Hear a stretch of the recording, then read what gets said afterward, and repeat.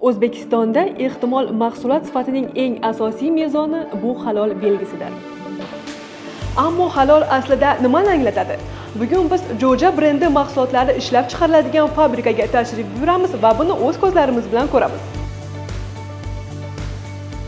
Ishlab chiqarishga odatda begonalarni kiritishmaydi. Bu yerda eng yuqori darajadagi steril tozalik talab qilinadi. Bizni esa ishlab chiqarish sexi boshlig'i Mulintsev Aleksandr Olegovich boshlab o'tadilar va barchasini batafsil so'zlab beradilar. При входе в цех каждый сотрудник производит тщательную мойку, дезинфекцию рук. Стерильность – наш главный принцип. Добро пожаловать в цех. Ishlab chiqarishda halol nimani anglatadi? Это процесс изготовления продукции согласно исламским нормам и стандартам шариата. Sizda qaysi standartlarga rioya qilinadi? FSC 22000, шестая версия и стандарты халяля. Jo'jalar uchun yemni ham o'zingiz ishlab chiqarasizmi? Ular ham halolmi?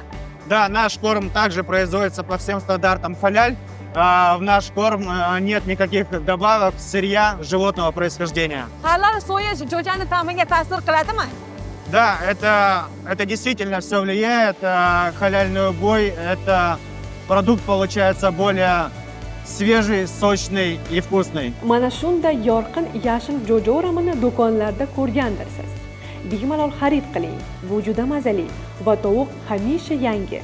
Chunki jo'ja mahsulotlari tezkor shok usulida muzlatiladi. Aynan shu tufayli ta'm va foydali xususiyatlarini saqlab qoladi.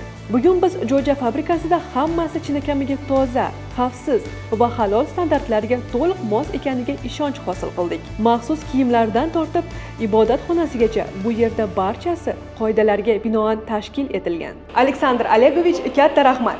Siz esa do'konlarga shoshiling va jo'ja mahsulotlarini xarid qiling. Do'konlar ro'yxati video ta'rifida.